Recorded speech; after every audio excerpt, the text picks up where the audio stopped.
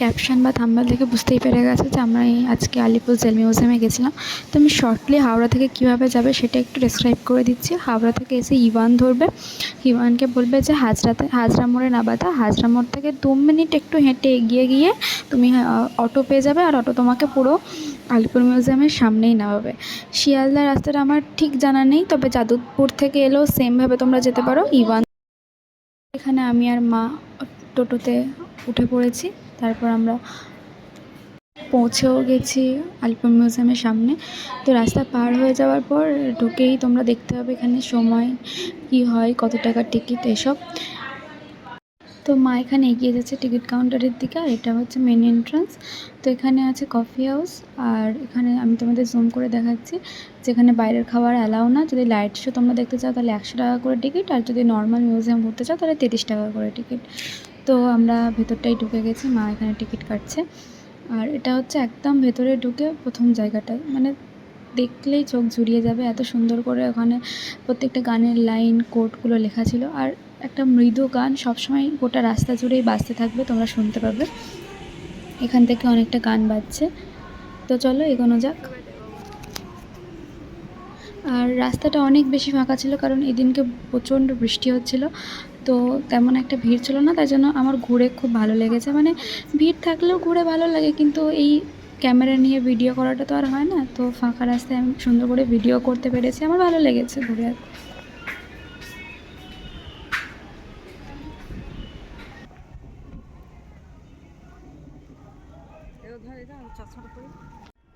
তো প্রথমে আমরা চলে যাচ্ছি নেতাজি কক্ষ, নেহেরু কক্ষ, আর এখানে রয়েছে ফাঁসির মঞ্চ।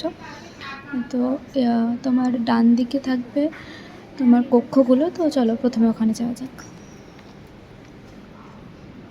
বলো তো, যাতে ওখান থেকে করতে না পারে। সেই সেলুলার জেলে দেখেছিলে না?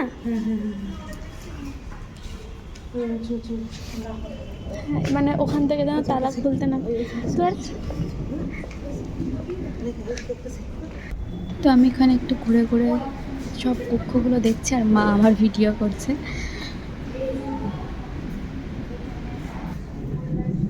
চন্দ্র রায় থাকতো।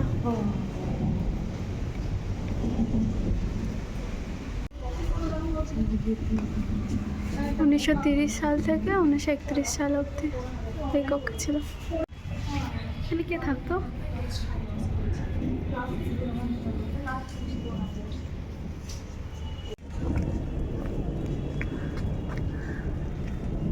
আমরা এখন এগোচ্ছি ফাঁসির মঞ্চের দিকে। ওই যে দূর থেকে দেখা যাচ্ছে মা সামনে সামনে এগিয়ে যাচ্ছে। এটাই হচ্ছে সেই জায়গা যেখানে একসময় ডবল ফাঁসি দেওয়া হতো। সত্যিকারেরই ফাঁসি হতো এখানে, জোড়া ফাঁসি যাকে বলে। এইগুলো অডিও স্ক্যান করে ওরা শুনছিল। এটা হচ্ছে তোমার অটোপসি রুম, মানে হচ্ছে পোস্টমর্টম করা হতো। ঢুকতেই ভয় লাগছে, তাই না?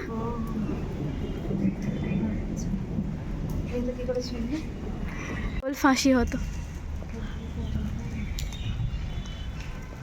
মানে সত্যি হতো। কিন্তু হ্যাঁ, সত্যি তো হতো।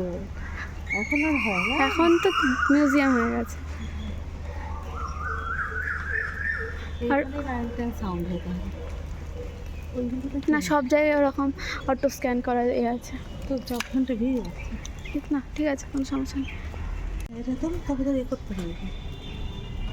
দীনেশ গুপ্ত, দীনেশ মজুমদার।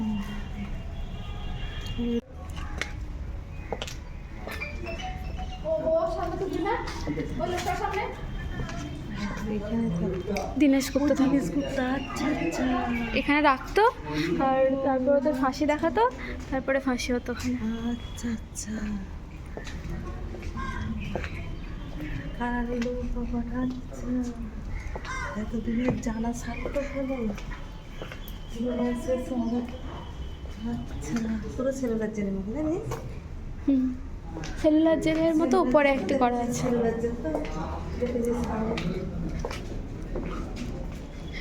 এখানে শুতো, সেলুলার জেলে ছিল না, ওখানেই বাথরুম করতো, ওখানেই করতো, দেখেছিলেন? পুরো সেলুলার জেলের মতনই। এখানে দীনেশ গুপ্ত থাকতো, ওই কক্ষে শুতো। তো তো ওইটুকু জায়গায় যে কক্ষগুলো ছিল তোমাদের দেখালাম, হাসির মঞ্চটাও দেখালাম। এবার ওখান থেকে বেরিয়ে এগিয়ে যাচ্ছি। আমার মামার ভিডিও করছে, তাই ক্যামেরা এদিক ওদিক করছে। তো তারপরে আমরা এগিয়ে যাচ্ছি।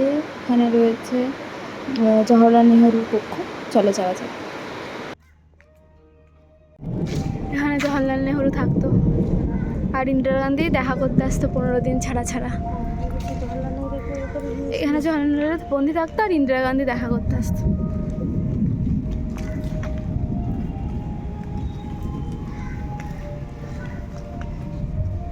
ওই যে লেখা আছে 17ই ফেব্রুয়ারি থেকে 7ই মে অবধি এখানেই থাকতো।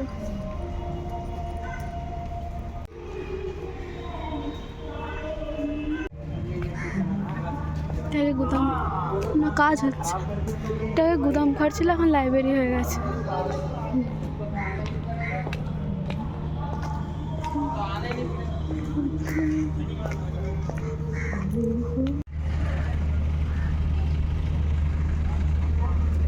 চোখো ভেতরে কিছু নেই, শুটিং চলছে। মা ছেড়ে দাও।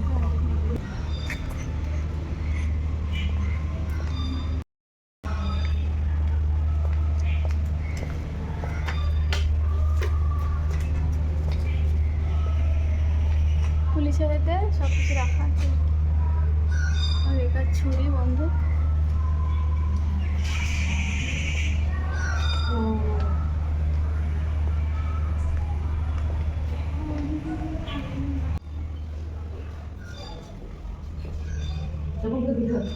রিভলভার, হাত দেওয়া বারণ।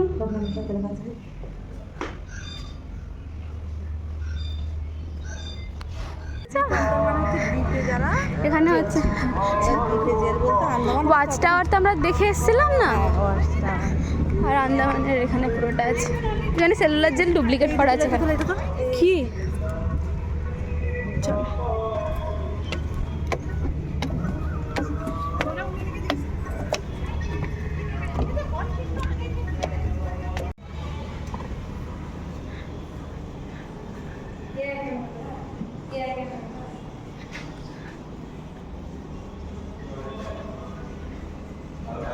তুমি আন্দামানে সেলুলার জেল দেখে এসছো, আর এখানে এটা তো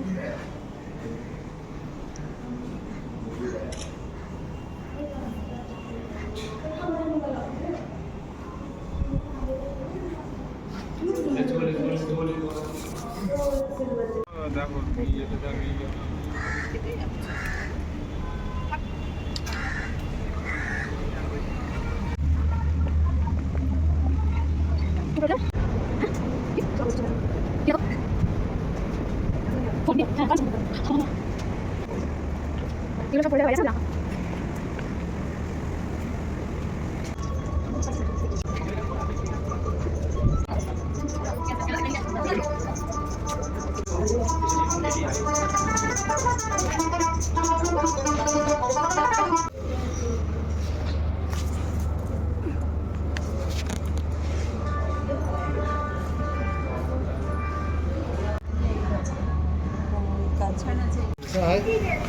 চুল কেটে দিত ওদের, চুল কেটে দিত। হ্যাঁ, চুল কেটে দিচ্ছে।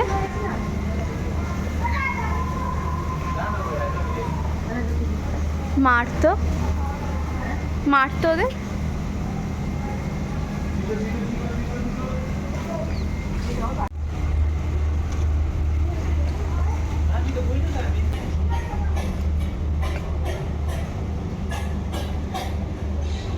চৌবাচ্চা থেকে ওরা জল নিত, আর এই স্নান করতে এখান থেকে জল নিত।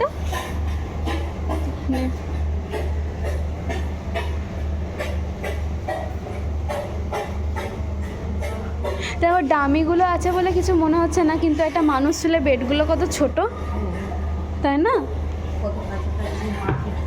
আর মানে বেড মারপিট কেন করবে, তার তো সবাই বিপ্লবী। হ্যাঁ, কিন্তু এইগুলো কত ছোট না। কথা বলছি।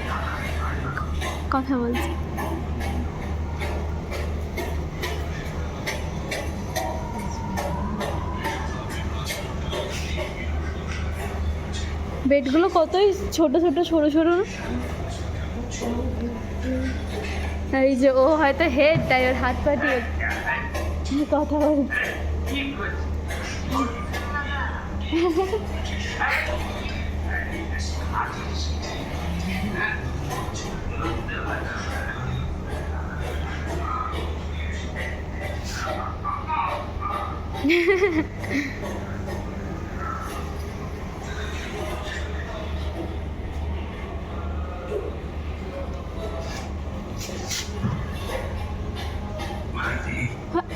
এত ভেঙে পড়লে চলে।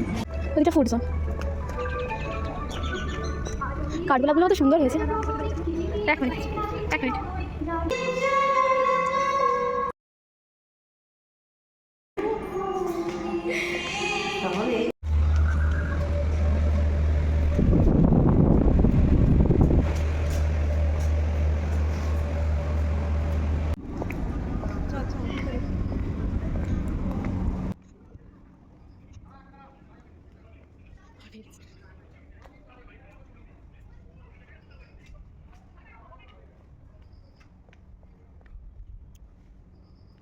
তো তারপরে আমরা চলে আসি পাশে যে কফি হাউসটা ছিল ওখানে।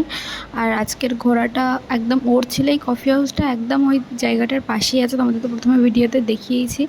আজকে ঘুরে আমারও খুব ভালো লেগেছে, মায়েরও খুব ভালো লেগেছে। আর এই কফি হাউসটার অ্যাম্বিয়েন্সটাও খুব সুন্দর, একদম ফটোজেনিক। আমি একদম বিধ্বস্ত ছিলাম, বৃষ্টি পড়ছিল আর ঘোরা বেড়ানো হয়েছে, সেই জন্য আমি একদম ফটো তুলতে পারিনি। কিন্তু তোমরা এসে বসতে পারবে, খেতে পারবে, ইনফ্যাক্ট ফটোও তুলতে পারবে। তো তোমাদের মেনু কার্ডটা একবার চটজলদি দেখিয়ে নিই। এটা হচ্ছে মেনু কার্ডটা, তোমরা একবার দেখে নিও। তো আজকের ঘোরাটা খুব সুন্দর হয়েছে। আর অবশ্যই ভিডিওটা ভালো লাগলে লাইক শেয়ার সাবস্ক্রাইব করবে।